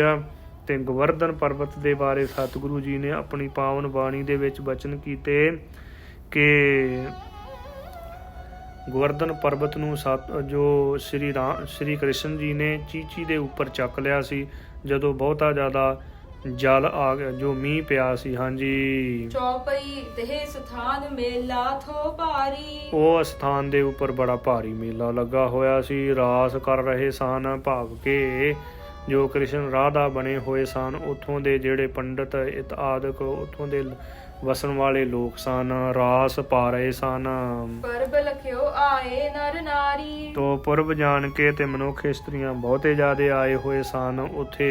ਬ੍ਰਹਮਚਾਰੀ ਬੈਰਾਗੀ ਜਤੀ, ਬਹੁਤੇ ਜ਼ਿਆਦੇ ਬ੍ਰਹਮਚਾਰੀ ਬੈਰਾਗੀ ਜਤੀ ਇਹ ਸਾਰੇ ਹੀ ਚੱਲ ਕੇ ਆਏ ਨੇ। ਬਹੁਤ ਵੈਸ਼ਨੋ ਦਿਸ਼ਪਟ ਸਤੀ, ਹਾਂਜੀ, ਬਹੁਤ ਜ਼ਿਆਦੇ ਵੈਸ਼ਨੂ ਸਨ ਤੇ ਫਿਰ ਦਿਗੰਬਰ ਜਿਹੜੇ ਦਿਸ਼ਾ ਦੇ ਵਸਤਰ ਪਹਿਨਣ ਵਾਲੇ। ਤਪੀ ਔਰ ਸੰਨਿਆਸੀ ਆਏ, ਤਪੀ ਤੇ ਸੰਨਿਆਸੀ ਬਹੁਤੇ ਜ਼ਿਆਦੇ ਆਏ ਨੇ। ਸੰਨਿਆਸ ਧਾਰਨ ਕਰਨ ਵਾਲੇ ਜਿਹੜੇ ਕਹਿੰਦੇ ਨੇ ਕਿ ਸਾਡੀਆਂ ਸਾਰੀਆਂ ਆਸਾਵਾਂ ਮਰ ਗਈਆਂ ਤੇ ਅਸੀਂ ਹੁਣ ਸੰਨਿਆਸੀ ਹੋ ਗਏ ਹਾਂ। ਬ੍ਰਿਜ ਬਿਖੈ ਨਰ ਕੁੰਜ ਸੁਹਾਏ, ਤੋ ਬ੍ਰਿਜ ਭੂਮੀ ਦੇ ਉੱਪਰ ਬਹੁਤ ਜ਼ਿਆਦੇ ਮਨੁੱਖ ਲੋਕ ਸ਼ੋਭਾ ਪਾ ਰਹੇ ਨੇ। ਸ੍ਰੀ ਗੁਰੂ ਨਾਨਕ ਅੰਤਰ ਜਾਮੀ, ਧੰਨ ਧੰਨ ਸਤਿਗੁਰੂ ਸ੍ਰੀ ਗੁਰੂ ਨਾਨਕ ਦੇਵ ਜੀ ਮਹਾਰਾਜ, ਚੋਜੀ ਪ੍ਰੀਤਮ ਸਤਿਗੁਰੂ ਜੀ ਅੰਤਰਜਾਮੀ ਨੇ। ਸਭ ਘਟ ਕੀ ਜਾਣਤ ਪੇ ਸੁਆਮੀ, ਸੁਆਮੀ ਮਾਲਕ ਸਤਿਗੁਰੂ ਜੀ ਘਟ ਘਟ ਕੇ ਅੰਤਰ ਕੀ ਜਾਣਤ, ਭਲੇ ਬੁਰੇ ਕੀ ਪੀਰ ਪਛਾਨਤ, ਸਾਰਿਆਂ ਦੇ ਹਿਰਦੇ ਦੀ ਪੀੜਾ ਨੂੰ ਜਾਣਦੇ ਨੇ। ਅੰਧ ਧੁੰਦ ਵਰਤਿਆ ਜਗ ਮਾਹੀ, ਸਤਿਗੁਰੂ ਜੀ ਨੇ ਇਸੇ ਕਰਕੇ ਸਤਿਗੁਰੂ ਜੀ ਜੋ ਉਦਾਸੀਆਂ ਕਰ ਰਹੇ ਨੇ, ਥਾਂ ਥਾਂ ਤੇ ਜਾ ਕੇ ਜੀਵਾਂ ਦਾ ਉਧਾਰ ਕਰ ਰਹੇ ਨੇ, ਕਿਉਂਕਿ ਦੁਨੀਆ ਦੇ ਵਿੱਚ ਸਾਰੇ ਜਗਤ ਦੇ ਵਿੱਚ ਅੰਧ ਧੁੰਦ ਵਰਤਿਆ ਹੋਇਆ ਹੈ। ਜਿਵੇਂ ਵਚਨ ਲਿਖੇ ਨੇ ਭਾਈ ਗੁਰਦਾਸ ਜੀ ਨੇ ਕਿ ਕੱਲ ਤਾਰਨ ਗੁਰੂ ਨਾਨਕ ਆਇਆ, ਸੁਣੀ ਪੁਕਾਰ ਦਾਤਾਰ ਪ੍ਰਭ ਗੁਰੂ ਨਾਨਕ ਜਗ ਮਾਹੇ ਪਠਾਇਆ। ਤੋ ਜਦੋਂ ਸਾਰੇ ਜਗਤ ਦੇ ਵਿੱਚ ਪਾਪ ਹੀ ਪਰਪੱਕ ਜਾਤੇ, ਧਰਮ ਤਸਕ ਜਾਤੇ, ਬਰਨ ਗਰਕ ਜਾਤੇ, ਸਹਿਤ ਵਿਧਾਨ ਕੇ, ਜੋ ਪਾਪ ਹੀ ਬਹੁਤੇ ਜ਼ਿਆਦੇ ਵਧੇ ਹੋਏ ਸਨ ਤੇ ਸਤਿਗੁਰੂ ਸ੍ਰੀ ਗੁਰੂ ਨਾਨਕ ਦੇਵ ਜੀ ਨੇ ਜੀਵਾਂ ਦਾ ਉਧਾਰ ਕਰਨ ਵਾਸਤੇ ਅਵਤਾਰ ਧਾਰਨ ਕੀਤਾ। ਤੇ ਜਿਹੜੇ ਕਾਰਜ ਵਾਸਤੇ ਸਤਿਗੁਰੂ ਜੀ ਨੇ ਅਵਤਾਰ ਧਾਰਨ ਕੀਤਾ ਉਹ ਕਾਰਜ ਕਿਰਪਾ ਕਰਕੇ ਕਰ ਰਹੇ ਨੇ ਚੋਜੀ ਪ੍ਰੀਤਮ ਸਤਿਗੁਰੂ ਜੀ। ਸੁਧ ਆਤਮੈ ਨਰ ਕੋ ਨਾਹੀ, ਤੋ ਸੁਧ ਆਤਮਾ ਵਾਲਾ, ਸ੍ਰੇਸ਼ਟ ਆਤਮਾ ਵਾਲਾ ਕੋਈ ਵੀ ਮਨੁੱਖ ਧਰਤੀ ਦੇ ਉੱਪਰ ਦਿਖਾਈ ਨਹੀਂ ਦੇ ਰਿਹਾ ਹੈ। ਸਾਰੇ ਹੀ ਪਾਪਾਂ ਦੇ ਵਿੱਚ ਹੀ ਪ੍ਰਵਿਰਤ ਹੋਏ ਨੇ। ਭਵ ਬੰਧਨ ਕੇ ਬਾਂਧੇ ਸਭ ਹੀ, ਜੋ ਸੰਸਾਰਕ ਬੰਧਨਾਂ ਦੇ ਵਿੱਚ ਹੀ ਬੱਝੇ ਹੋਏ ਨੇ ਸਾਰੇ ਜੀਵ। ਛੂਟਨ ਹੋਏ ਨ ਤਨ ਕੋ ਕਬਹੀ, ਕਦੇ ਵਾਸਤੇ ਵੀ ਛੁਟਕਾਰਾ ਨਹੀਂ ਹੋ ਸਕਦਾ ਜੇ ਪ੍ਰਮਾਤਮਾ ਦੀ ਬੰਦਗੀ ਨਾ ਕੀਤੀ ਜਾਵੇ, ਸ੍ਰੇਸ਼ਟ ਕਰਮ ਨਾ ਕੀਤੇ ਜਾਣ, ਸੇਵਾ ਸਿਮਰਨ ਨਾ ਕੀਤਾ ਜਾਵੇ ਤੇ ਕਿਸੇ ਵੀ ਤਰ੍ਹਾਂ ਜੀਵਾਂ ਦਾ ਛੁਟਕਾਰਾ ਨਹੀਂ ਹੋ ਸਕਦਾ। ਕਾਮ ਕ੍ਰੋਧ ਲੋਭ ਅਹੰਕਾਰਾ ਕਾਮ ਦੇ ਵਿੱਚ, ਕ੍ਰੋਧ ਦੇ ਵਿੱਚ, ਲੋਭ ਦੇ ਵਿੱਚ, ਅਹੰਕਾਰ ਦੇ ਵਿੱਚ, ਐਸੇ 5 ਵਿਕਾਰਾਂ ਦੇ ਵਿੱਚ, ਕਾਮ ਕ੍ਰੋਧ ਲੋਭ ਮੋਹ ਅਹੰਕਾਰ ਦੇ ਵਿੱਚ ਜੋ ਬੰਨੇ ਹੋਏ ਨੇ ਜੀਵ, ਗ੍ਰਸੇ ਹੋਏ ਨੇ ਇਹਨਾਂ ਵਿਕਾਰਾਂ ਨੇ। ਇਨ ਮਹਿ ਵਰਤਿਆ ਮੋਹ ਗਬਾਰਾ ਇਹਨਾਂ ਦੇ ਜੀਵਾਂ ਦੇ ਵਿੱਚ ਮੋਹ ਬਹੁਤਾ ਜ਼ਿਆਦਾ ਪ੍ਰਬਲ ਹੈ। ਮੋਹ ਦਾ ਕਰਕੇ ਹੀ ਸਾਰੇ ਵਿਕਾਰ ਪ੍ਰਬਲ ਪੈਦਾ ਹੁੰਦੇ ਨੇ। ਬਾਸਰ ਮੈਂ ਧਰ ਦੰਭ ਅਨੇਕਾ ਹਾਂਜੀ, ਦਿਨ ਦੇ ਵਿੱਚ ਅਨੇਕਾਂ ਤਰ੍ਹਾਂ ਦੇ ਜੋ ਪਖੰਡ ਕਰਦੇ ਨੇ। ਬਾਤ ਬਨਾਏ ਸੁਨਾਏ ਬਿਬੇਕਾ ਹਾਂਜੀ, ਵਿਵੇਕ ਦੀਆਂ ਗਿਆਨ ਦੀਆਂ ਗੱਲਾਂ ਕਹਿ ਕਹਿ ਕੇ ਬਣਾ ਕੇ ਸੁਣਾਉਂਦੇ ਨੇ। ਲੋਭ ਲਹਿਰ ਮਹਿ ਗੋਤੇ ਖਾਵਤ ਲੋਭ ਦੀ ਲਹਿਰ ਦੇ ਵਿੱਚ, ਲੋਭ ਦੀਆਂ ਲਹਿਰਾਂ ਦੇ ਵਿੱਚ ਗੋਤੇ ਖਾਂਦੇ ਨੇ ਇਹ ਜੀਵ। ਬਹੁ ਪਖੰਡ ਕਰ ਨਰਨ ਦਿਖਾਵਤ ਬਹੁਤਾ ਜ਼ਿਆਦਾ ਪਖੰਡ ਕਰਕੇ ਤੇ ਮਨੁੱਖਾਂ ਨੂੰ ਦਿਖਾਉਂਦੇ ਨੇ। ਉਪਰੀ ਤੌਰ ਤੇ ਧਰਮੀ ਜੋ ਪ੍ਰਤੀਤ ਹੁੰਦੇ ਨੇ, ਪਰ ਅੰਦਰ ਇਹਨਾਂ ਜੀਵਾਂ ਦੇ ਪਖੰਡ ਹੀ ਬਹੁਤਾ ਜ਼ਿਆਦਾ ਹੈ। ਜਾਮਨ ਮਹਿ ਕੋ ਕਰਮ ਅਸ ਕਰਹੀ ਹਾਂਜੀ, ਦਿਨ ਦੇ ਵਿੱਚ ਅਨੇਕਾਂ ਤਰ੍ਹਾਂ ਦੇ ਧਰਮ ਦੇ ਨਾਂ ਤੇ ਪਖੰਡ ਕਰਦੇ ਨੇ, ਤੇ ਰਾਤ ਦੇ ਸਮੇਂ ਬਹੁਤੇ ਜ਼ਿਆਦੇ ਬੁਰੇ ਕਰਮ ਕਰਦੇ ਨੇ, ਕੁਕਰਮ ਕਰਦੇ। ਕ੍ਰਿਸ਼ਨ ਰਾਧਿਕਾ ਵੇਖਨ ਧਰਹੀ ਜੋ ਕ੍ਰਿਸ਼ਨ, ਕੋਈ ਕ੍ਰਿਸ਼ਨ ਬਣ ਜਾਂਦਾ ਹੈ, ਕੋਈ ਰਾਧਿਕਾ ਬਣ ਜਾਂਦੀ ਹੈ, ਇਸਤਰੀ ਜਵਾਨ ਬੱਚੇ, ਤੇ ਉਹ ਇਸ ਪ੍ਰਕਾਰ ਦੇ ਲਿਬਾਸ ਧਾਰਨ ਕਰਦੇ ਨੇ। ਸਿਸ ਕੁਮਾਰ ਨਾਰੀ ਧਰ ਵੇਖਹਿ ਹਾਂਜੀ, ਇਸ ਪ੍ਰਕਾਰ ਜੋ ਮਨੁੱਖ ਜਿਹੜੇ ਨੇ ਉਹ ਮਨੁੱਖਾਂ ਵਾਲੇ ਲਿਬਾਸ ਧਾਰਨ ਕਰ ਲੈਂਦੇ ਨੇ। ਕੋਈ ਕ੍ਰਿਸ਼ਨ ਬਣ ਜਾਂਦਾ ਹੈ ਤੇ ਕੋਈ ਬਲਭੱਦਰ ਬਣ ਜਾਂਦਾ ਹੈ, ਤੇ ਇਸੇ ਹੀ ਤਰ੍ਹਾਂ ਹੋਰ ਅਨੇਕਾਂ ਤਰ੍ਹਾਂ ਦੇ ਵੇਸ਼ ਧਾਰਨ, ਲਿਬਾਸ ਧਾਰਨ ਕਰਦੇ ਨੇ। ਤੇ ਦੂਜੇ ਪਾਸੇ ਜੋ ਪਹਿਲੇ ਯੁਗਾਂ ਦੇ ਵਿੱਚ ਜੋ ਇਸਤਰੀਆਂ ਹੋਈਆਂ ਨੇ, ਕੋਈ ਰਾਧਿਕਾ ਦਾ ਰੂਪ ਧਾਰਨ ਕਰ ਲੈਂਦਾ ਹੈ ਤੇ ਕੋਈ ਸੱਤ ਭਾਵਾਂ ਦਾ ਰੂਪ ਧਾਰਨ ਕਰ ਲੈਂਦਾ ਹੈ, ਜੋ ਇਸਤਰੀ ਧਾਰਨ ਕਰਦੀ ਹੈ। ਕਰਹਿ ਨ੍ਰਿਤਕਾਰੀ ਨਰ ਦੇਖਹਿ ਹਾਂਜੀ, ਲੋਕ ਦੇਖਦੇ ਨੇ, ਇਹ ਸਾਰੇ ਪਖੰਡ ਨੂੰ ਲੋਕ ਦੇਖਦੇ ਨੇ ਤੇ ਫਿਰ ਨਿਰਤਕਾਰੀ ਕਰਦੇ ਨੇ। ਬਾਲਕ ਔਰ ਅੰਗਨਾ ਦੋ ਹਾਂਜੀ, ਬਾਲਕ ਤੇ ਜਿਹੜੀਆਂ ਬਾਲੜੀਆਂ ਨੇ, ਕਹਿਣ ਤੋਂ ਭਾਵ ਕਿ ਮਨੁੱਖ ਤੇ ਇਸਤਰੀਆਂ ਇਸ ਪ੍ਰਕਾਰ ਦੇ ਲਿਬਾਸ ਧਾਰਨ ਕਰਦੇ ਨੇ। ਰਾਧਾ ਕ੍ਰਿਸ਼ਨ ਸੰਗ ਕਰ ਸੋ ਰਾਧਾ ਤੇ ਕ੍ਰਿਸ਼ਨ ਦਾ ਸਾਂਗ ਕਰਦੇ ਨੇ। ਨਰ ਮਲੀਨ ਬੁੱਧੀ ਜਨ ਦੇਖਹਿ ਹਾਂਜੀ, ਮਲੀਨ ਬੁੱਧੀ ਵਾਲੇ ਜਿਹੜੇ ਲੋਕ ਨੇ ਨਾ, ਉਹ ਦੇਖਦੇ ਨੇ ਫਿਰ। ਉਪਜਾਵਤ ਤਨ ਕਾਮ ਅਭਿਸ਼ੇਕ ਹੈ ਤੋ ਇਸ ਪ੍ਰਕਾਰ ਦੇ ਅਨੇਕਾਂ ਕੌਤਕ ਕਰਦੇ ਨੇ। ਫਿਰ ਸ੍ਰੀ ਕ੍ਰਿਸ਼ਨ ਜੀ ਦੀ ਰਾਧਿਕਾ ਦੀ ਰੀਸ ਕਰਦੇ ਨੇ, ਤੇ ਉਹ ਫਿਰ ਜੋ ਅਨੇਕਾਂ ਤਰ੍ਹਾਂ ਦੇ ਜਿਹੜੇ ਜੋ ਕਾਮ ਨੂੰ ਪੈਦਾ ਕਰਨ ਵਾਲੇ ਜਿਹੜੇ ਉਹ ਕੌਤਕ ਕਰਦੇ ਨੇ, ਉਹ ਪਖੰਡ ਕਰਦੇ ਨੇ ਅਨੇਕਾਂ ਪ੍ਰਕਾਰ। ਬਾਲਕ ਬੁਨ ਤਿਨ ਅੰਗਨ ਸੰਗਾ ਹਾਂਜੀ, ਜਿਹੜੇ ਬਾਲਕ ਨੇ, ਜਵਾਨ ਬੱਚੇ ਨੇ, ਉਹ ਜੋ ਇਸਤਰੀਆਂ ਦੇ ਨਾਲ ਭੋਗ ਕਰਹਿ ਨਰ ਹੋਏ ਨਿਸ਼ੰਗਾ ਹਾਂਜੀ ਬੁਰੇ ਕਰਮ ਕਮਾਉਂਦੇ ਨੇ, ਨਿਸੰਗ ਹੋ ਕੇ। ਉਪਰੀ ਤੌਰ ਤੇ ਧਰਮੀ ਲਿਬਾਸ ਧਾਰਨ ਕੀਤਾ ਹੋਇਆ ਪਖੰਡ ਕਰਕੇ ਲੋਕਾਂ ਨੂੰ ਦਿਖਾਉਂਦੇ ਨੇ, ਪਰ ਬੁਰੇ ਕਰਮਾਂ ਦੇ ਵਿੱਚ ਹੀ ਪ੍ਰਵਿਰਤ ਨੇ ਰਾਤ ਦਿਨ। ਦੋਹਰਾ ਸ਼੍ਰੀ ਨਾਨਕ ਸਭ ਜਾਣ ਕੇ ਤਬ ਰਬਾਬ ਬਜਵਾਏ ਤੋ ਸਤਿਗੁਰੂ ਸ੍ਰੀ ਗੁਰੂ ਨਾਨਕ ਦੇਵ ਜੀ, ਚੋਜੀ ਪ੍ਰੀਤਮ ਸਤਿਗੁਰੂ ਜੀ ਨੇ ਉਹਨਾਂ ਦੀ ਹਾਲਤ ਦੇਖ ਕੇ, ਉਹਨਾਂ ਦੇ ਜਿਹੜੀ ਅੰਦਰ ਦੀ ਹਾਲਤ ਹੈ ਨਾ, ਉਹ ਦੇਖ ਕੇ ਅੱਜ ਦੇ ਸਮੇਂ ਵੀ ਬਹੁ ਗਿਣਤੀ ਹਿੰਦੂ ਧਰਮ ਦੇ ਵਿੱਚ ਇਹੋ ਕੁਝ ਹੀ ਚੱਲਦਾ ਹੈ। ਪ੍ਰਤੱਖ ਰੂਪ ਦੇ ਵਿੱਚ ਇਹੋ ਕੁਝ ਹੀ ਚੱਲਦਾ ਹੈ। ਤੋ ਐਸੀ ਉਹਨਾਂ ਦੀ ਹਾਲਤ ਹੈ। ਤੋ ਸਤਿਗੁਰੂ ਸ੍ਰੀ ਗੁਰੂ ਨਾਨਕ ਦੇਵ ਜੀ ਨੇ ਉਹਨਾਂ ਦੀ ਹਾਲਤ ਦੇਖ ਕੇ ਤੇ ਸੁਭਾਈਮਾਨ ਮੁਖਾਰ ਬਿਨ ਤੋਂ ਬਚਨ ਕੀਤਾ ਕਿ ਭਾਈ ਮਰਦਾਨਿਆ ਧੁਰ ਕੀ ਬਾਣੀ ਆਈ ਹੈ, ਰਬਾਬ ਵਜਾ। ਹਾਂਜੀ, ਸ਼ਬਦ ਉਚਾਰਿਓ ਰਾਗ ਸੋ ਰਾਮ ਕਲੀ ਮਹਿ ਗਾਏ। ਜੋ ਰਾਗ ਦੇ ਵਿੱਚ, ਰਾਮ ਕਲੀ ਰਾਗ ਦੇ ਵਿੱਚ ਸਤਿਗੁਰੂ ਸ੍ਰੀ ਗੁਰੂ ਨਾਨਕ ਦੇਵ ਜੀ ਨੇ ਸ਼ਬਦ ਉਚਾਰਨ ਕੀਤਾ ਹੈ, ਰਾਮ ਕਲੀ ਰਾਗ ਦੇ ਵਿੱਚ ਗਾਇਨ ਕੀਤਾ ਹੈ। ਰਾਮ ਕਲੀ ਮਹੱਲਾ ਪਹਿਲਾ ਅਸ਼ਟਪਦੀਆ। ਰਾਮ ਕਲੀ ਰਾਗ ਦੇ ਵਿੱਚ ਪਹਿਲੇ ਪਾਤਸ਼ਾਹ ਜੀ ਦਾ ਉਚਾਰਨ ਕੀਤਾ ਹੋਇਆ ਇਹ ਸ਼ਬਦ 8 ਪਦਿਆਂ ਵਾਲਾ, ਅਸ਼ਟਪਦੀਆਂ। ਤੋ 8 ਪੌੜੀਆਂ ਨੇ ਇਹ ਸ਼ਬਦ ਦੀਆਂ, ਇਸ ਕਰਕੇ ਅਸ਼ਟਪਦੀਆਂ ਕਹਿੰਦੇ ਨੇ। ਜਿਵੇਂ ਸ੍ਰੀ ਸੁਖਮਨੀ ਸਾਹਿਬ ਜੀ ਦੀਆਂ 8 ਜੋ ਪੌੜੀਆਂ ਹੁੰਦੀਆਂ ਨੇ, ਇੱਕ ਅਸ਼ਟਪਦੀ ਦੇ ਵਿੱਚ 8 ਪੌੜੀਆਂ ਹੁੰਦੀਆਂ ਨੇ ਤੇ 10-10 ਪੰਕਤੀਆਂ ਹੁੰਦੀਆਂ ਨੇ। ਪਰ ਇਹ ਜੋ ਹੈ ਇਹ ਵੀ ਅਸ਼ਟਪਦੀ। ਤੋ ਇਸ ਪ੍ਰਕਾਰ ਸਤਿਗੁਰੂ ਜੀ ਨੇ ਉਚਾਰਨ ਕੀਤਾ। ਧਿਆਨ ਦੇ ਸਹਿਤ ਸਰਵਣ ਕਰੀਏ ਜੀ। ਇੱਕ ਓੰਕਾਰ ਸਤਿਗੁਰ ਪ੍ਰਸਾਦ। ਇੱਕ ਜੋ ਅਦਵੈਤ ਰੂਪ ਹੈ ਓੰਕਾਰ ਸਰਬ ਦਾ ਪ੍ਰਕਾਸ਼ਕ, ਸਤ ਤ੍ਰੇਈ ਕਾਲ ਆਬਾਦ, ਗੁਰ ਚੇਤਨ ਸਰੂਪ, ਪ੍ਰਸਾਦ ਆਨੰਦ ਸਰੂਪ ਹੈ, ਪਰ ਵਿਸ਼ੇਸ਼ ਕਰਕੇ ਸਵਾਦਾਂ ਤੋਂ ਪਰੇ ਹੈ। ਤੋ ਇੱਕ ਜੋ ਅਦਵੈਤ ਰੂਪ ਹੈ, ਇੱਕ ਓੰਕਾਰ ਦੀ ਧੁਨੀ ਉਚਾਰਨ ਕਰਕੇ ਅਕਾਲ ਪੁਰਖ ਪਰਮੇਸ਼ਰ ਵਾਹਿਗੁਰੂ ਜੀ ਨੇ ਸਾਰੀ ਸ੍ਰਿਸ਼ਟੀ ਦੀ ਪੈਦਾਇਸ਼ ਕੀਤੀ ਹੈ। ਜਿਵੇਂ ਗੁਰੂ ਕੀ ਬਾਣੀ ਦੇ ਵਿੱਚ ਵੀ ਆਉਂਦਾ ਹੈ ਕਿ ਓੰਕਾਰ ਬ੍ਰਹਮਾ ਉਤਪਤ, ਓੰਕਾਰ ਕੀਆ ਜਿਨ ਚਿਤ, ਓੰਕਾਰ ਸੈਲ ਜੁਗ ਭਏ, ਓੰਕਾਰ ਵੇਦ ਨਿਰਮਏ। ਤੋ ਓੰਕਾਰ ਦੀ ਧੁਨੀ ਉਚਾਰਨ ਕਰਕੇ ਸਾਰੀ ਹੀ ਸ੍ਰਿਸ਼ਟੀ ਪੈਦਾ ਕੀਤੀ। ਜਪਜੀ ਸਾਹਿਬ ਜੀ ਦੇ ਵਿੱਚ ਵੀ ਬਚਨ ਨੇ ਕਿ ਕੀਤਾ ਪਸਾਓ ਏਕੋ ਕਵਾਓ। ਸਾਰੀ ਸ੍ਰਿਸ਼ਟੀ ਦਾ ਜਿਹੜਾ ਪਸਾਰਾ ਹੈ ਨਾ, ਇੱਕ ਬਚਨ ਕਹਿ ਕੇ ਇੱਕ ਓੰਕਾਰ ਦੀ ਧੁਨੀ ਉਚਾਰਨ ਕਰਕੇ ਅਕਾਲ ਪੁਰਖ ਪਰਮੇਸ਼ਰ ਵਾਹਿਗੁਰੂ ਜੀ ਨੇ ਸਾਰੀ ਸ੍ਰਿਸ਼ਟੀ ਦਾ ਪਸਾਰਾ ਕੀਤਾ ਹੈ। ਕੀਤਾ ਪਸਾਓ ਏਕੋ ਕਵਾਓ, ਤਿਸਤੇ ਹੋਏ ਲੱਖ ਦਰਿਆਓ। ਤੋ ਇਸੇ ਹੀ ਤਰ੍ਹਾਂ ਓੰਕਾਰ ਬ੍ਰਹਮਾ ਉਤਪਤ, ਓੰਕਾਰ ਜਿਨ ਕੀਆ ਜਿਨ ਚੇਤ, ਓੰਕਾਰ ਸੈਲ ਜੁਗ ਭਏ, ਓੰਕਾਰ ਵੇਦ ਨਿਰਮਏ।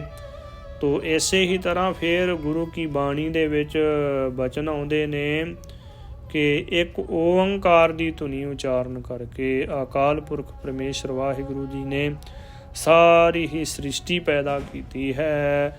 ਤੋ ਇੱਕ ਓੰਕਾਰ ਸਤਿਗੁਰ ਪ੍ਰਸਾਦ, ਸਤ ਤ੍ਰੇਈ ਕਾਲ ਆਬਾਦ। ਤ੍ਰੇਈ ਕਾਲ ਬਾਅਦ ਤੋਂ ਭਾਵ ਇਹ ਹੈ ਕਿ ਜੋ ਤਿੰਨਾਂ ਸਮਿਆਂ ਦੇ ਵਿੱਚ ਵਰਤਮਾਨ ਭੂਤ ਭਵਿੱਖ ਸਮੇਂ ਦੇ ਵਿੱਚ ਨਾਸ ਨਾ ਹੋਵੇ, ਸਦਾ ਵਾਸਤੇ ਰਹਿਣ ਵਾਲਾ ਸਤ ਸੱਚਾ ਇੱਕ ਪ੍ਰਮਾਤਮਾ ਹੀ ਹੈ। ਸਤ ਗੁਰ, ਗੁਰ ਤੋਂ ਭਾਵ ਜੋ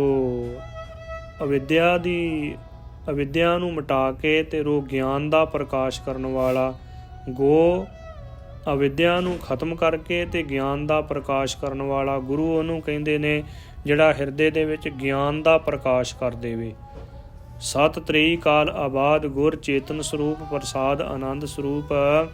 ਗੁਰੂ ਉਹਨੂੰ ਕਹਿੰਦੇ ਨੇ ਜਿਹੜਾ ਹਿਰਦੇ ਦੇ ਵਿੱਚੋਂ ਗਿਆਨ ਕੱਢ ਕੇ ਤੇ ਗਿਆਨ ਟਿਕਾ ਦੇਵੇ, ਉਹਨੂੰ ਗੁਰੂ ਕਿਹਾ ਜਾਂਦਾ ਹੈ। ਤੋ ਪ੍ਰਸਾਦ ਆਨੰਦ ਸਰੂਪ, ਪਰ ਵਿਸ਼ੇਸ਼ ਕਰਕੇ ਸਵਾਦਾਂ ਤੋਂ ਪਰੇ ਹੈ ਪਰਮਾਤਮਾ।